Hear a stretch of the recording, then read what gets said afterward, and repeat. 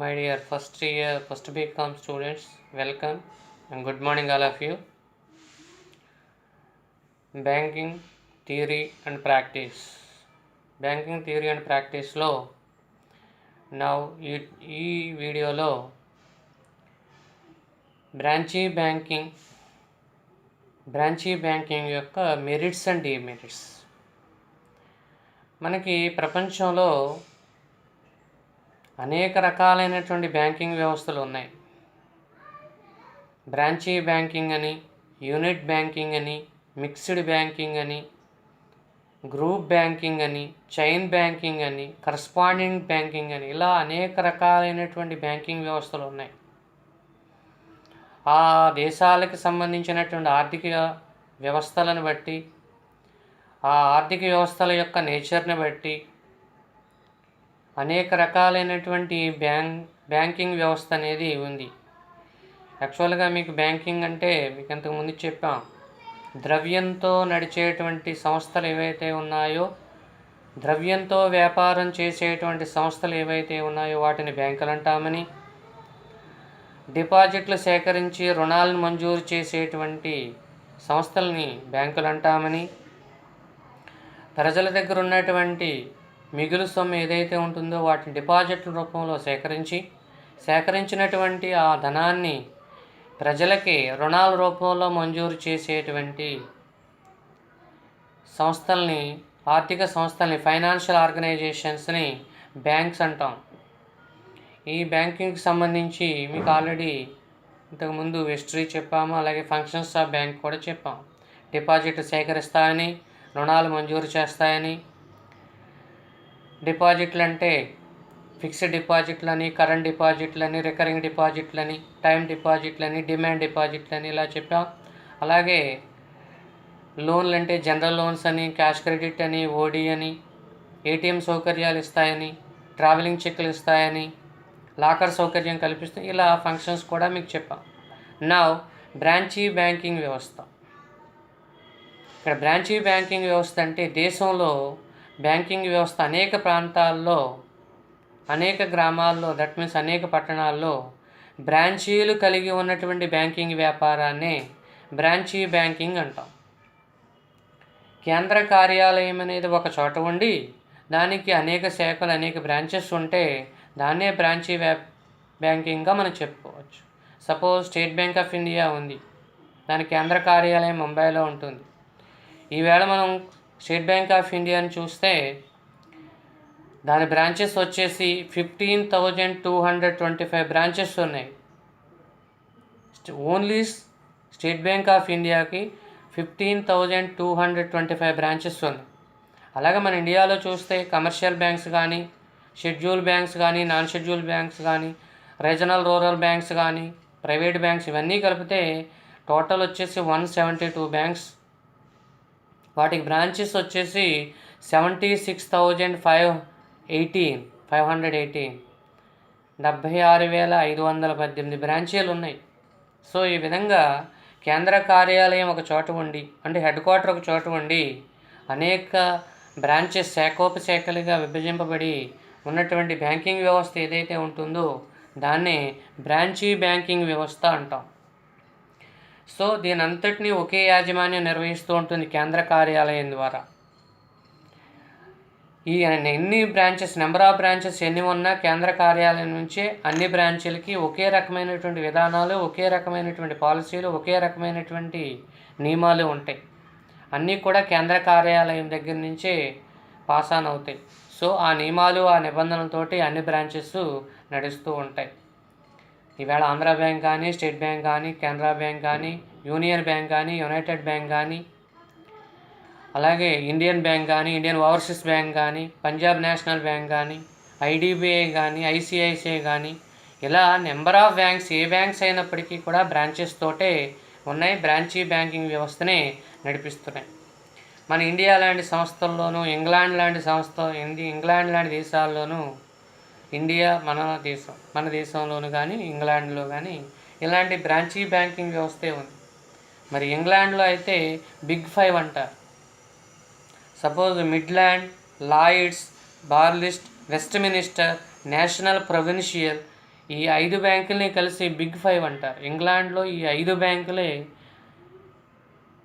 Banking వ్యవస్థని maximum నడిపిస్తున్నాయి. So ఈ విధంగా ఇంగ్లాండు లేదా మన దేశం లాంటి దేశాల్లో బ్రాంచీ బ్యాంకింగ్ వ్యవస్థ అనేది నడుస్తుంది. సో బ్రాంచీ బ్యాంకింగ్ వ్యవస్థ అంటే ఒకచోట కేంద్ర కార్యాలయం ఉండి అనేక బ్రాంచీలు శాఖోపశాఖలుగా ఫామ్ అయి బ్రాంచీలతోటి బ్యాంకింగ్ వ్యవస్థ నడిపిస్తూ ఉంటే దాన్ని బ్రాంచీ బ్యాంకింగ్ వ్యవస్థ అని అంటాం. మరి యూనిట్ బ్యాంకింగ్ ఉంది అంటే సింగిల్ యూనిట్, ఒకచోటే ఉంటుంది, there is no branches. Suppose X bank ఒక చోట బొంబాయిలో ఉందనుకోండి, బొంబాయిలో ఉంటుంది, దానికి ఎటువంటి బ్రాంచులు ఎక్కడా ఉండవు, ఆ ఒక్క యూనిట్ ఒకటే నడుస్తూ ఉంటుంది, అటువంటి దాన్ని యూనిట్ బ్యాంక్ అంటాం. అది వేరే వీడియోలో చూద్దాం. బట్ బ్రాంచీ బ్యాంకింగ్ అంటే ఒకచోట కేంద్ర కార్యాలయం ఉంటుంది, నెంబర్ ఆఫ్ బ్రాంచెస్ కొన్ని వేల బ్రాంచెస్ అనేవి ఉంటాయి. ఇప్పుడే చెప్పా, స్టేట్ బ్యాంక్ ఆఫ్ ఇండియాకి 15,225 బ్రాంచెస్ ఈవేళ ఉన్నాయి. సో ఈ విధంగా నెంబర్ ఆఫ్ బ్రాంచెస్ అనేవి ఉంటాయి. సో మరి ఈ బ్రాంచీ బ్యాంకింగ్ వ్యవస్థ వల్ల మన దేశంలో ఎటువంటి ఉపయోగాలు ఉన్నాయి అంటే మీకు ఆల్రెడీ చెప్తున్నాం. బ్రాంచీ బ్యాంకింగ్ వ్యవస్థ అంటే ఇది ఒక యూనిట్ కాదు, నెంబర్ ఆఫ్ యూనిట్స్. ఒక బ్యాంక్ ఉంటుంది, నెంబర్ ఆఫ్ బ్రాంచెస్ ఉంటాయి. సో నెంబర్ ఆఫ్ బ్రాంచెస్ ఎప్పుడైతే ఉంటుందో క్యాపిటల్ కూడా వెరీ లార్జ్, కొన్ని వేల కోట్ల రూపాయలతో భారీగా నిధులు ఉంటాయి. నిధుల సేకరణ కానీ నిధులు కానీ చాలా ఎక్కువ మొత్తంలో ఉంటుంది. వ్యాపారం కూడా భారీగా జరుగుతుంది. బ్యాంకింగ్ బిజినెస్ అనేది ఎక్కువ మొత్తంలో జరుగుతుంది. క్యాపిటల్ కలెక్షన్ కానీ క్యాపిటలైజేషన్ కానీ ఎక్కువ జరుగుతుంది. క్రెడిట్ క్రియేషన్ ఎక్కువ చేస్తుంది. భారీగా నిధులు మళ్లించడానికి కానీ, భారీగా నిధులు సేకరించడానికి కానీ, భారీగా నిధులతో వ్యాపారం చేయడానికి కానీ బ్రాంచీ బ్యాంకింగ్ వ్యవస్థకి ఉపయోగం. అలాగే బ్రాంచీ బ్యాంకింగ్ వ్యవస్థ అనేది చాలా పెద్దది కాబట్టి, ఎక్కువ మొత్తంలో ఉంటుంది కాబట్టి టెక్నాలజీ ఇంప్లిమెంటేషన్ చేయడంలో చాలా ఈజీ. అంటే నిధులు ఎక్కువ ఉంటాయి, అమౌంట్ ఎక్కువ ఉంటుంది, క్యాపిటల్ ఎక్కువ ఉంటుంది, పుష్కలంగా ఉంటుంది కాబట్టి ఎప్పటికప్పుడు వచ్చేటువంటి అప్డేటెడ్ టెక్నాలజీ, సాఫిస్టికేటెడ్ టెక్నాలజీ ఏదైతే ఉంటుందో దాన్ని ఇంప్లిమెంట్ చేయడం అనేది చాలా easy. At the same time number of branches తోటి ఇది నడుస్తుంటుంది కాబట్టి డివిజన్ ఆఫ్ వర్క్ కూడా దీనిలో ఇంప్లిమెంటేషన్ చేయొచ్చు. శ్రమ విభజన చేయడానికి బ్రాంచీ బ్యాంకింగ్ వ్యవస్థ అనేది ఒక మంచి సాధనం. సో యూనిట్ బ్యాంకింగ్ అనుకోండి, శ్రమ విభజన చేయడానికి లేదండి, చిన్న యూనిట్ కాబట్టి శ్రమ విభజన పెద్దగా జరగకపోవచ్చు. బట్ బ్రాంచీ బ్యాంకింగ్ వ్యవస్థలో శ్రమ విభజన అనేది జరుగుతుంది. డివిజన్ ఆఫ్ వర్క్ అనేది చేయడానికి, దాన్ని ఇంప్లిమెంట్ చేయడానికి కూడా ఉపయోగం ఉంటుంది. అలాగే ఒక బ్రాంచ్ నిధుల కొరతతో ఉంటే మరొక బ్రాంచ్లో నిధులు ఎక్కువగా ఉంటే ఇటువంటి ఫండ్స్ని ఈజీగా ఫ్లో చేయొచ్చు. అంటే ఒక బ్రాంచ్ నుంచి మరొక బ్రాంచ్కి, ఒక ఊరు నుంచి మరొక ఊరికి, ఒక ప్రాంతానికి నుంచి మరొక ప్రాంతానికి, ఒక రాష్ట్రం నుంచి మరొక రాష్ట్రానికి ఫండ్స్ని ఈజీగా ఫ్లో చేయడానికి, అంటే నిధులు సులభంగా బదిలీ చేయడానికి ఈ బ్రాంచీ బ్యాంకింగ్ వ్యవస్థ అనేది చాలా బాగుంటుంది. అలాగే నష్టాల యొక్క భరించేటువంటి శక్తి కూడా తక్కువ ఉంటుంది. ఎందుకంటే కొన్ని వేల బ్రాంచెస్ ఉంటాయి, అందులో ఒకటో రెండో బ్రాంచులు నష్టాలు వస్తున్నప్పటికీ ఆ నష్టాలు పెద్ద అనిపించదు. అదే ఒక యూనిట్ లేకపోతే ఒక బ్రాంచ్ ఇలా ఉందనుకోండి, ఒకే యూనిట్ ఉంటే నష్టం వస్తే మొత్తం అదే భరించాలి. మీరు చూడండి, సోలో బిజినెస్కి పార్ట్నర్షిప్లో 100 రూపాయలు లాస్ వస్తే నలుగురు పంచుకుంటారు, నలుగురు పార్ట్నర్స్ ఉంటాయి. సోలో బిజినెస్లో ఒక్కడే ఉంటే 100 రూపాయలు ఒక్కడే భరించాలి. నష్ట విభజన జరుగుతుంది. అలాగే ఇక్కడ కూడా బ్రాంచీ బ్యాంకింగ్ వ్యవస్థలో నెంబర్ ఆఫ్ బ్రాంచెస్, వేల కొలది బ్రాంచెస్ ఉంటాయి కాబట్టి నష్టాలు భరించేటువంటి శక్తి తక్కువ ఉంటుంది.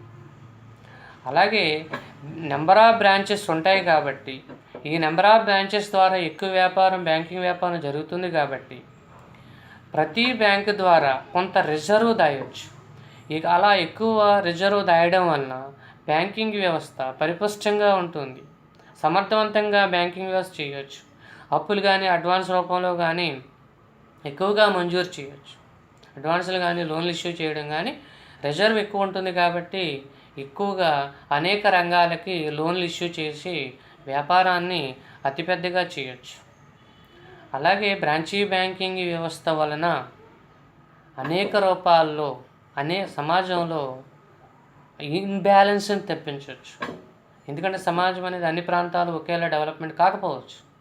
ఏ ప్రాంతం అయితే డెవలప్మెంట్ కాలేదో ఆ ప్రాంతానికి బ్రాంచెస్ ఏర్పాటు చేయడం, ఆ ప్రాంతాన్ని డెవలప్ చేయడానికి ఈ బ్రాంచీ బ్యాంకింగ్ వ్యవస్థ అనేది ఉపయోగపడుతుంది. సో తద్వారా సమతుల్యాభివృద్ధి అనేది జరగడానికి బ్రాంచీ బ్యాంకింగ్ వ్యవస్థ అనేది ఉపయోగపడుతుంది. ఇకపోతే బ్రాంచీ బ్యాంకింగ్ వలన డిసడ్వాంటేజెస్ కూడా ఉన్నాయి. ఎందుకంటే బ్రాంచీ బ్యాంకింగ్ అనేది నెంబర్ ఆఫ్ బ్రాంచెస్ ఉంటాయి కాబట్టి నిర్వహణ అనేది కష్టం ఉండొచ్చు, హైలీ ఎక్స్పెన్సివ్, పర్యవేక్షణ కూడా కష్టం అవ్వచ్చు. సూపర్వైజింగ్ అంటే సరైనటువంటి విధానము, సరైనటువంటి ఆర్గనైజేషన్ లేకపోతే మేనేజ్మెంట్ చేయడం కానీ, నిర్వహణ చేయడం కానీ, పర్యవేక్షణ చేయడం కానీ కష్టం అవుతుంది. అలాగే బ్రాంచీ బ్యాంకింగ్కి ప్రతి బ్రాంచ్ ఏర్పాటు చేసేటప్పుడు ఎస్టాబ్లిష్మెంట్ ఎక్స్పెన్సెస్ చాలా ఎక్కువ అవుతుంటాయి. ఒక్కొక్క బ్రాంచీని ఒక్కొక్క చోట ఏర్పాటు చేయాలంటే అమౌంట్ అనేది చాలా ఎక్కువ అవుతూ ఉంటుంది. సో స్థాపన ఖర్చులు, ఎస్టాబ్లిష్మెంట్ ఎక్స్పెన్సెస్ ఖర్చులు కానీ, మేనేజ్మెంట్కి సంబంధించినటువంటి ఆపరేటింగ్ ఎక్స్పెన్సెస్ కానీ చాలా ఎక్కువ అవుతూ ఉంటాయి.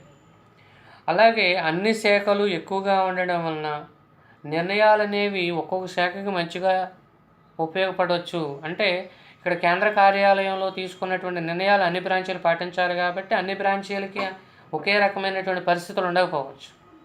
సో ఆ విధానాలు అనేవి ఒకే రకంగా ఉంటాయి కాబట్టి అన్ని బ్రాంచీలకు ఒకేలా ఉండక కొన్ని బ్రాంచీలు ఇబ్బందులు కానీ, నష్టాలు కానీ గురి కావచ్చు. అలాగే బ్రాంచీ బ్యాంకులకి ప్రతి బ్రాంచీ బ్యాంకుకి మధ్య సమన్వయం లేక, వాళ్ళలో సమన్వయం, కోఆర్డినేషన్ లేకపోవచ్చు. ఎందుకంటే ఒకే రకమైనటువంటి వడ్డీ విధానాలు కానీ, ఒకే రకమైనటువంటి పాలసీ మేకింగ్ కానీ, ఒకే రకమైనటువంటి డిపాజిట్ల స్కీమ్స్ కానీ ఇవి ఉంటాయి. అయితే ఆ ప్రాంతాల్లో ఉండేటువంటి అంటే కొన్ని ప్రాంతాల్లో ఇండస్ట్రీస్ ఎక్కువ ఉంటాయి, కొన్ని ప్రాంతాల్లో అగ్రికల్చర్ ఎక్కువ ఉంటుంది, కొన్ని ప్రాంతాల్లో ఉండకపోవచ్చు. సో అక్కడ ఉండేటువంటి పరిస్థితులను బట్టి, అక్కడ ఉండేటువంటి కస్టమర్స్ని బట్టి మనం డిపాజిట్లు సేకరించడంలో కానీ, లోన్లు ఇష్యూ చేయడంలో కానీ ఉండాలి. సో అలాంటి విధానాలు అనేవి లేకపోవడం వలన, ఒకే విధానం ఉండడం వలన ఆ బ్రాంచెస్ మధ్యన కోఆర్డినేషన్ కూడా కొంత లోపించవచ్చు. So these are disadvantages and demerits of branchy banking. Thank you everybody.